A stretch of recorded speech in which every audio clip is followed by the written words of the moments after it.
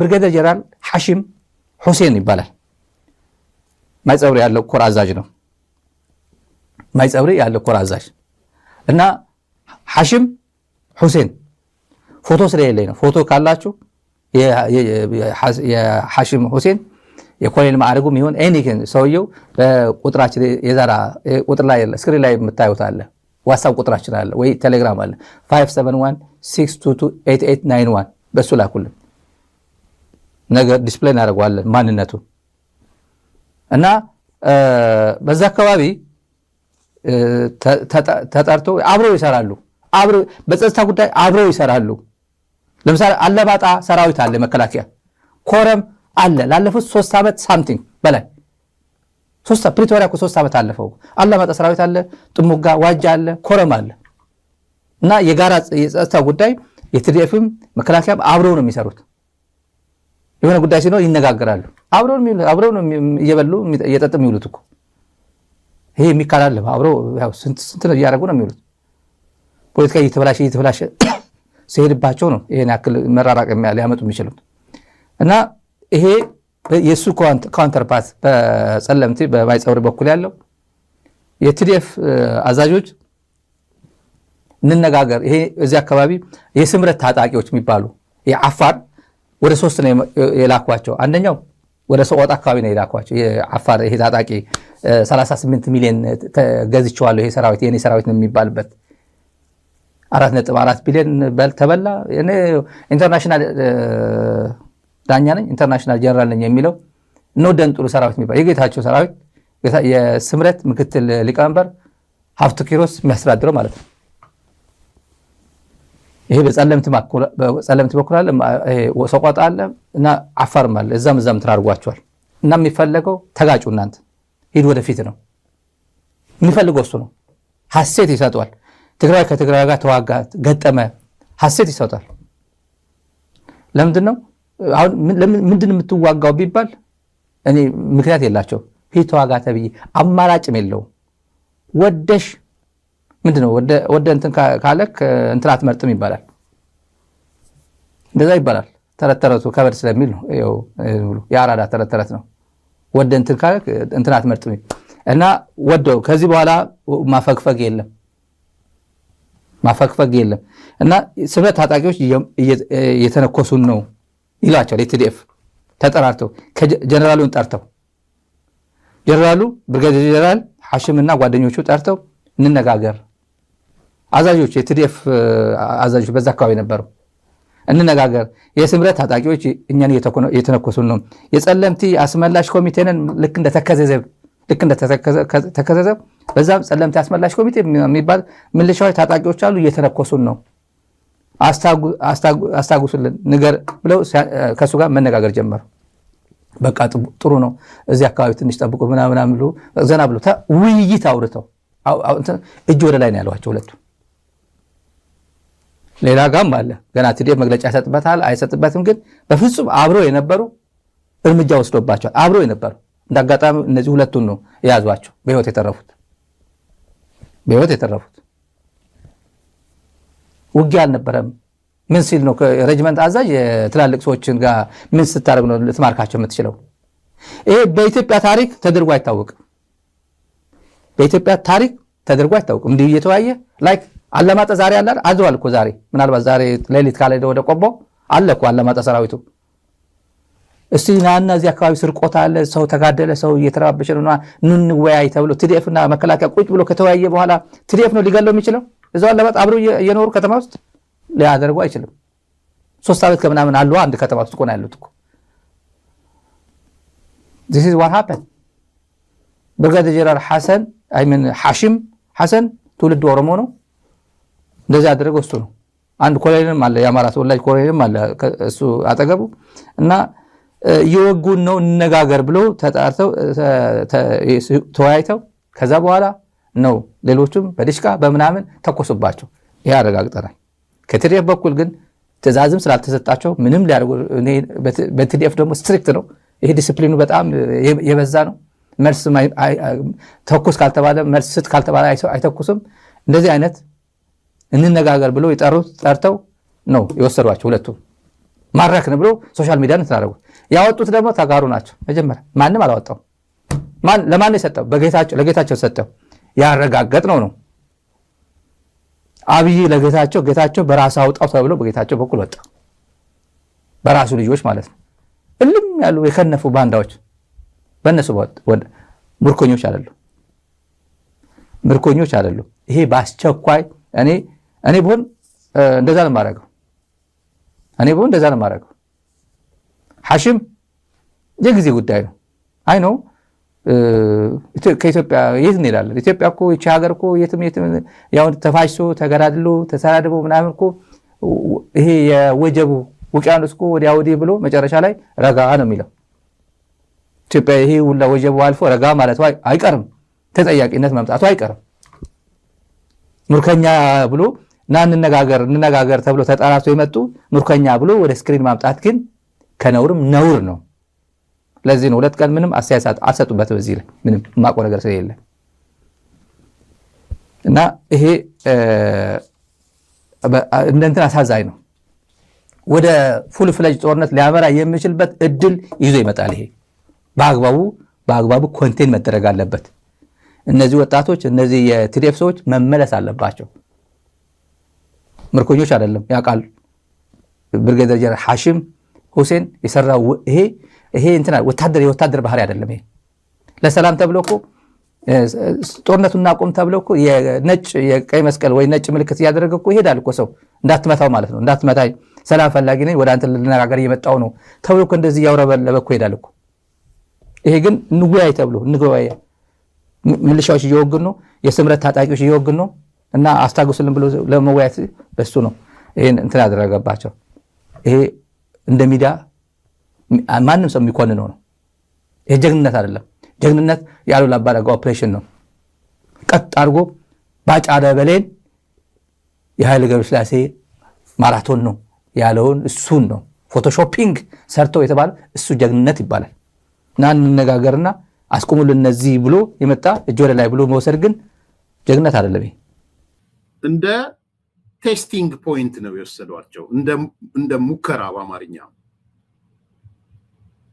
በአጭር ጊዜ ውስጥ ሙከራውን አይተው ወደ ሙሉ ጦርነት ይገባሉ። ሙከራውን አይተው ሙከራዋ ጥሩ ከሆነች ጥሩ ውጤት ካመጣች ወደ ተሟላ ጦርነት ይገባሉ።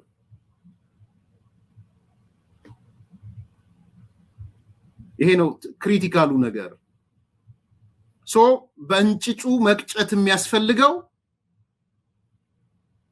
መረባረብ የሚያስፈልገን እቺ ነገር ሄዳ ወደ ቀጠናዊና አጠቃላይ ጦርነት እንዳይገባ ነው መረባረብ ያለብን። አንደኛው ቁም ነገር እሱ ነው። ስለዚህ ቴስት እያደረጉ ነው፣ እየሞከሩ ነው። ሚሊሻ የያዙ ክላሽ የያዙ ሰዎች እየላኩ ሲገደሉባቸው እየላኩ አቅጣጫ እየቀየሩ ምን እየሄዱ ሙከራ ነው እያደረጉ ያሉት።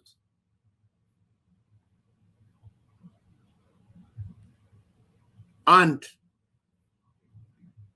ሁለተኛ ሙከራው ከተሳካላቸው የወሰኑትን ውሳኔ ነግሬያቸዋለሁ መጥቼ ጥር 15 የወሰኑትን ውሳኔ እንሞክራለን፣ ችግር ካጋጠመን ወደ ኋላ እናፈገፍጋለን፣ ካላጋጠመንስ እንቀጥላለን። ከዛስ እስከ የካቲት 11 ድረስ ምዕራብ ትግራይን ሙሉ ለሙሉ እንቆጣጠራለን። የሚቀጥለው የካቲት ወር ትልቁ ለህዝባችን ብስራትን የምናሰማው ህወሓት በተወለደችባት ቀን በልደቷ ቀን ምዕራብ ትግራይን ተቆጣጠረች የሚል ብስራት እናሰማለን። ይሄ ነው በነገራችን ላይ የካቲት 11 ፕሮጀክት ነው። የካቲት 11 ምን እንደሆነ ታውቃላችሁ? 51ኛ ዓመታቸው የሚያከብሩበት ማለት ነው። ልደታቸው በልደታችን ምዕራብ ትግራይን አስመለስን፣ በደማችን በአጥንታችን ምዕራብ ትግራይን አስመለስን የሚል ፕሮጀክት ነው የቀረጹት። ስለዚህ ከድርጅታቸው ጋር አስተሳስረውታል። ከልደታቸው ጋር ህወሓት በሱ ልዕልና ልታገኝ ቅቡልነት ልታገኝ ነው እየሰራች ያለችው። ይሄን ነው እየሸፈኑላችሁ ያሉት። ውጭ ሀገር ያሉት የአብይ ካርድ ነው የምናምን ካርድ ነው የሚሏችሁ እያወቁ ነው። እኔ ደግሞ ከ3-4 ቀን በፊት መጥቼ ነግሬያችኋለሁ። 2 ፌዝ ነው፣ በ2 ምዕራፍ የሚፈጸም ነው። ምዕራፍ 1 ከዚህ ወር ጀምሮ የሚቀጥለው ነው። የሚፈጸመው ምንድነው? ይሄ ቅድም ጠለምት ምናምን የሚባለውን ቦታ ወይ ጸለምት የሚባለውን ቦታ ጸለምቲ whatever። ፌዝ 2 ግን በሚቀጥለው ወር ነው። ከሚቀጥለው ወር ደግሞ የካቲት 11 ሴንተር ናት ልደታቸው። የካቲት 11 ምዕራብ ትግራይ እንገናኝ ነው፣ ሁመራ እንገናኝ ነው ፕሮጀክቱ።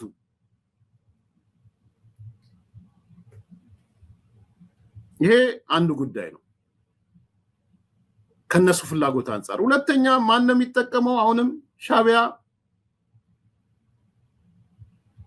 ሲሪየስሊ እየሰራበት ያለ ስራ ነው። ሶስተኛው ግብጽ ነው። እኔ ይሄን በደንብ ብትሰሙኝ ከ2400 በላይ ሰዎች ያላችሁ ይሄን ነገር ብታስተላልፉ ጥሩ ይመስለኛል። ከዚህ ነገር ተጠቃሚው ግብጽ እና የሻቢያ መንግስት ነው። ሌላው በማደም በማንንትን እያያችሁት ስለሆነ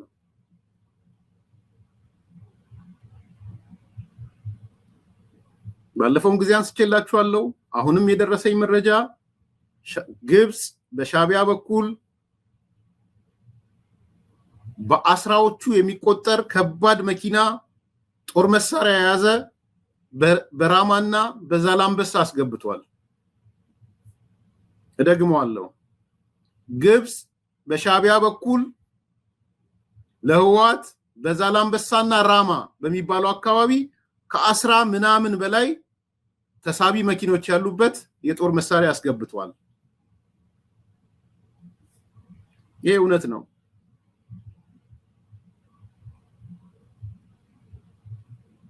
ይሄ በአንድ በኩል ኢትዮጵያን ያዳክምልኛል ነው። እንግዲህ የትግራይ ህዝብ ልብ ካለው ልብ ይበል። ይሄንን አንደኛው ሻቢያ ነው። የትግራይን ላይ የጦር አውድማ ለማድረግ ነው እየተሰራ ያለው።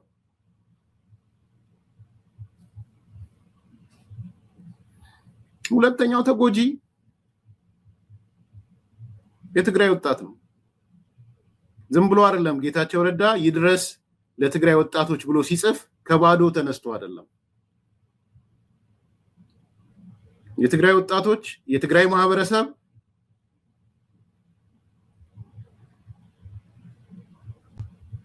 ቀጥተኛ ተጠቂ ነው የሚሆነው። ጦርነቱ ወደ አጠቃላይ ከሄደ በኋላ በጣም ከባድ ነው።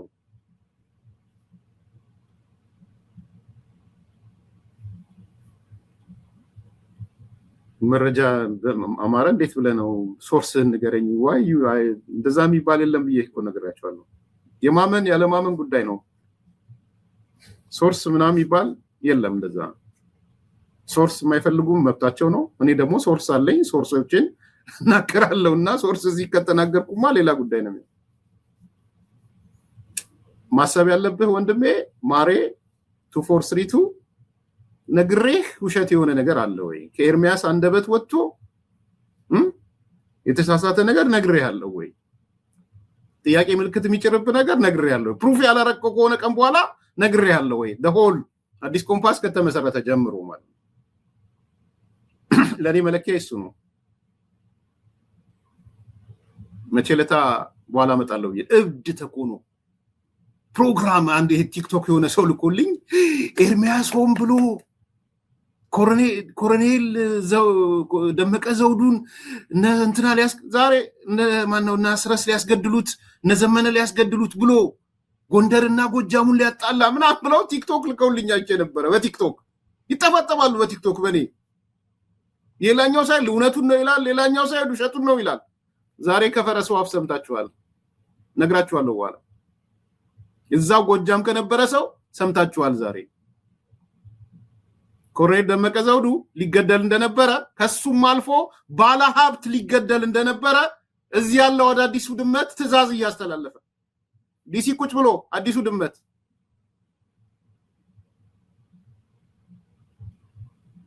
ድመት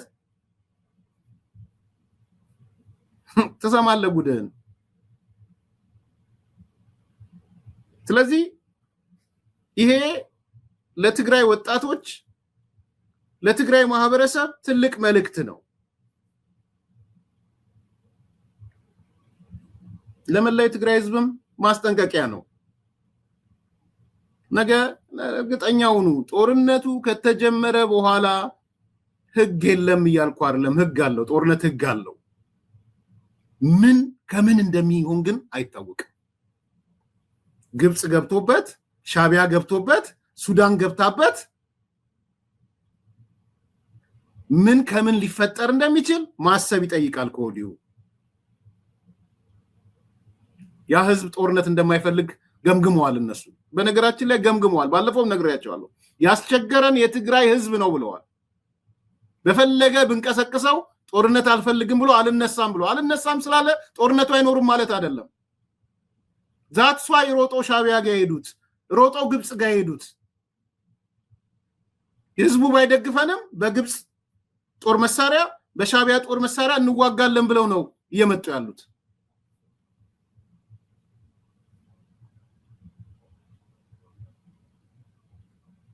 ይሄ ሲሪየስሊ ማየት አለባችሁ። እንደ ሲሪየስ መልእክት ብትወስዱት ደስ ይለኛል። ዛሬ የጀነራሎቹ ልጆች የት ነው ያሉት? የፖለቲከኞቹ ልጆች ሚስታቸው የት ነው ያሉት? እኔ አቅርቤላችሁ በዝርዝር አቅርቤላችኋለሁ። ውሸት ነው ብለው ወጡ። የነ ዮሐንስ መዲድ የነ ምግበይ የሌሎቹ የት ነው ያሉት ልጆቻቸው? የት ነው ያለት ሚስታቸው? የነ አብርሃም ተከስተ የት ነው ያሉት? ወጣቶቹ ልጆቻቸው እሳት ለእሳት እየተዋጉ ነው። እሳቱን ወላፈኑን እየመጡ ነው አይደለም። ልጆቻቸውን አሜሪካ ሀገር በቅንጦት ትምህርት ቤት እኛም ማናገኘውን ትምህርት ነው የሚያስተምሯቸው። ባይዘው ሲቲዝኖቹ እኛ ሲቲዝኖቹ የማናገኘውን ፋይናንሻል አቅም ኖሯቸው ትልልቅ ዩኒቨርሲቲዎች ነው የሚማሩት። ሄዱ ጆርጅ ታውን ታገኟቸዋላችሁ። ውድ ነው ጆርጅ ታውን። ስለማቅ ነው የምናገረው። አፎርድ አላደርግም እኔ ጆርጅ ታውን።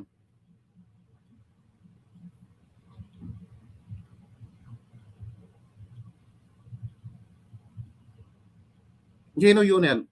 ልጆቻቸውን አውሮፓ አሜሪካ ምናምን ልከው ሚስታቸውን ልከው እነሱ ሀብታቸውን እየዘረፉ እና የትግራይ ወጣት ክላሽ ይዘ እንደ ቤተ ሙከራ ትሄዳለህ። ጌታቸው ያለን እሱ ነው። ክላሽ ይዘው ነው እየላኳቸው ያሉት።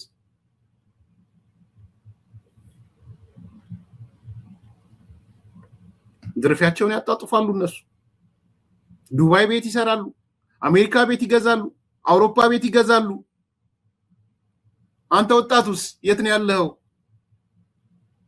ዘን አንደበት አላቸው፣ በየቦታው አንደበት አላቸው። አዳዲስ ድመቶች አሏቸው፣ ያልሆኑም አላቸው። ውሸት ነው፣ የአቢ ካርድ ነው፣ የብልጽግና ካርድ ነው፣ ብልጽግና ቴስት እየሞከረ ነው ይሏቸዋል። ምን ለመሆን ነው ብልጽግና የሚሞክረው? ምንድነው ቴስት የሚያደርገው?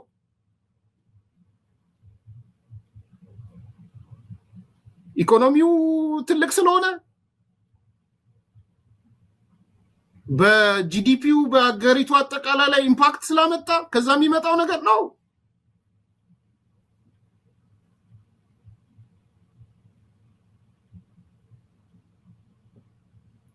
የትኛው ኢምፓክቱ ነው?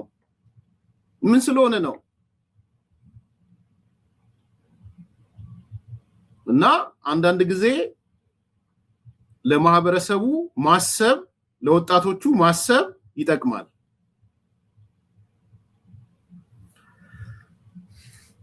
እነዚህ ሰዎች ልጆቻቸውን አሜሪካ፣ አውሮፓ ልከው ያስተማሩ ምን እያሉ ሀብቶቻቸውን ወደ ውጭ እያወጡ ነው ያለው። ስለዚህ እኔ ወጣቱ የትግራይ ወጣት ማለቅ አለብህ ብዬ አላምንም።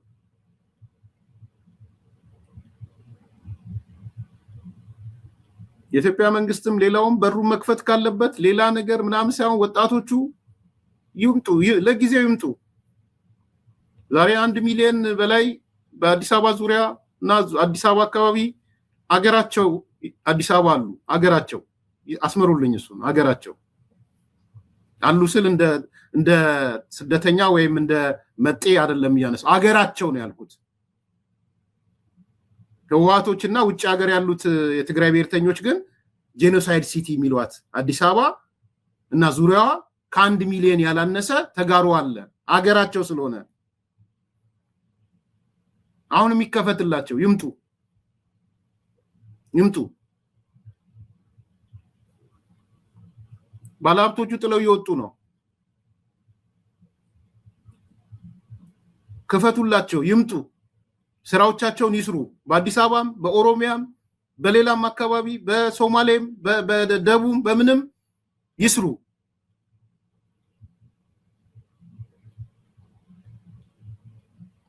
ስለዚህ በሩ ተከፍቶ እኔ የአማራ ክልልም በዚህ አጋጣሚ ያለኝ መልእክት ብሎክ አታድርጓቸው። የዘጋችሁት ኬላ ካለ ወጣቶቹ አንዳንዶቹ ትራንስፖርት ሊቸግራቸው ይችላል። የአየር መንገድ ላይ ያገኙ ይችላሉ። ምን ክፈቱላቸው፣ ለቀው ይውጡ፣ ያንን ክልል ለቀው ይውጡ። ህወሓት የሚባል ከ50 እና 30 የማይበልጥ ከ20 የማይበልጥ አክቹዋሊ ከ20 የማይበልጡ ታጣቂ ከ20 የማይበልጥ ፖለቲከኛ ለነሱ ተብሎ ይሄ ወጣት ማለቅ የለበት። ስለዚህ ኬላው የሚከፈትላቸው ምኑ የሚከፈት ለቀው ይውጡ ክልሉ ነገ በሚመለሱበት መንገድ እንዲመለሱ ተደርጎ ማለት ነው። ይሄ ደግሞ ቅድም ያነሳሁት ነው፣ ደግሞ አለው በሶኮልድ ቲፒኤልኤፍ የሚባልና ከሱ ውጭ ያለ ዲያስፖራ ጄኖሳይደሯ ኢትዮጵያ ጄኖሳይደሯ አዲስ አበባ እንደሚላት አይደለችም። አዲስ አበባ ተንከባክባ ነው የያዘቻቸው፣ ነገም ትይዛቸዋለች ሀገራቸው ስለሆነ። በእርግጠኝነት አስመራ አይሄዱም። በእርግጠኝነት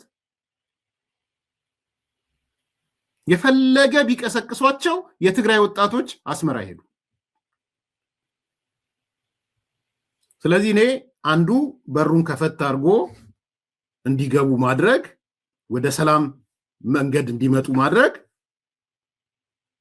ወደ የትኛውም የኢትዮጵያ ክፍል እንዲወጡ እንክብካቤ እንዲደረግላቸው፣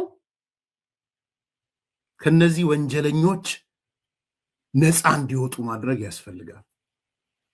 የአማራ ፋኖን በተለያየ መንገድ የሚከሱ በተለይ ብልጽግና እንደሚከሰው በተመሳሳይ የብልጽግናን ክስ ሰሞኑን ወደ ብልጽግና የሄዱ ታጋዮች የነበሩም እንደሚያነሱ እኔም እሰማለሁ። በመጀመሪያ ደረጃ የብልጽግና የአማራ ፋኖን ትግል ወይም ደግሞ የአማራ ሕዝብን ትግል ለማዳከም ራሱ በሰራቸው የሚያኮሩ ስራዎች ላይ ተመስርቶ ቅቡልነቱን ማሳደግ አይችልም። ከሞላ ጎደል ብልጽግና አገዛዙ በጠቅላላ ያለው ተቀባይነት ተሟጦ ያለቀ ነው። በተግባር የኢትዮጵያ ሕዝብ አይቶታል፣ የአማራ ሕዝብ አይቶታል። ከዚያ አኳያ እኔ የተሻልኩ ነኝ ከፋኖ የተሻልኩ ነኝ ብሎ ለመናገር ወይም ደግሞ ቅስቀሳ አድርጎ ህዝቡን ከጎኑ ለማሰለፍ አይችልም። እየመረጠ ያለው መንገድ ምንድን ነው? አንደኛ ትግሉ የአማራ እውነተኛ ጥያቄ አይደለም። የአማራ ህዝብ ጥያቄ ተመልሰዋል። የውጭ ተላላኪዎች ፋኖ የውጭ ተላላኪ ነው፣ ወይም በሌላ አገላለጽ የኢትዮጵያ ታሪካዊ ጠላቶች ተልዕኮ አስፈጻሚ ሆኖ ነው ፋኖ የተሰለፈው የሚል ክስም ሲቀርብ እሰማለሁ። በመጀመሪያ ደረጃ የፋኖ እንቅስቃሴ የተፈጠረው በብልጽግና የግፍ አገዛዝ በአማራ ህዝብ ላይ ለከት የለሽ በደል በመፈጸሙ ምክንያት ህዝብ በቁጣ ባደረገው እንቅስቃሴ የተፈጠረ የትግል እንቅስቃሴ ነው። ከዚያ አኳያ ህዝብ የወለደው ነው ማለት ነው። የህዝብ እንቅስቃሴ የወለደው ነው። በውጭ ተላላኪነት ሊከሰስ የሚችልበት ምንም አይነት ምክንያት የለም። በሁለተኛ ደረጃ እንደገና ደግሞ ብልጽግና እነዚህ የውጭ ታሪካዊ ጠላቶች የሚላቸው የሚያነሳቸው ሀገሮች አሉ፣ ድርጅቶች አሉ። በምን የሞራል ስታንዳርድ ነው ብልጽግና የአማራ ፋኖን ተላላኪ ብሎ ሊፈርጀው የታሪካዊ ጠላቶች ተላላኪ ብሎ ሊፈርጀው የሚችልበት የሞራል ብቃት የሞራል ሁኔታ ሊኖር አይችልም። ምክንያቱም በመጀመሪያ ደረጃ እነዚህ የኢትዮጵያ ታሪካዊ ጠላቶች የሚላቸውን ወዳጅ ለማድረግ እንደ ብልጽግና የተጎናበሰ ኃይል የለም። ብልጽግና እነዚህ ሀገሮች የኢትዮጵያ ታሪካዊ ጠላቶች ናቸው እያለ አሁን ከሚገልጻቸው ኃይሎች ጋር ለመወዳጀት ሌት ተቀን ሰርተዋል። ወዳጅነቱ ያው ወዳጅ አይበረክትለትም፣ ወዳጅ መሆን አልቻለም። አሁናዊ ሌላ ስም ይሰጠው፣ በተለይ በትግራይና በአማራ መካከል ዘላለማዊ ጠላትነት እንዲኖር ይፈልጋል። ይሄ ዘላለማዊ ጠላትነት ፍላጎቱ እንዲሁ ዝም ብሎ የመነጨ አይደለም።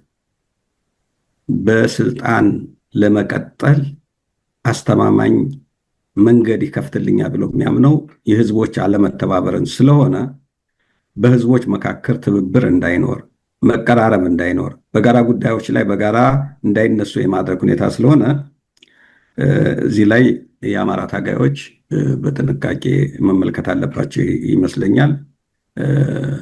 ፋኖ በተላላኪነት ሊጠየቅ የሚችልበት ሁኔታ በተለይም ደግሞ በብልጽግና አገዛዝ ሊከሰስ የሚችልበት የሞራል የተጨባጭ ሁኔታ ሚዛን ከወሰድነው ትክክል ይሆናል ብዬ አልገምትም። ምክንያቱም በብልጽግና ግፍ ትጥቅህን ብቻ ሳይሆን ቀበቶህን አስፈታሃለሁ ብሎ ጦርነት ከፍቶ የተደራጀ ኃይል ሳይሆን በተበተነ መንገድ ወደ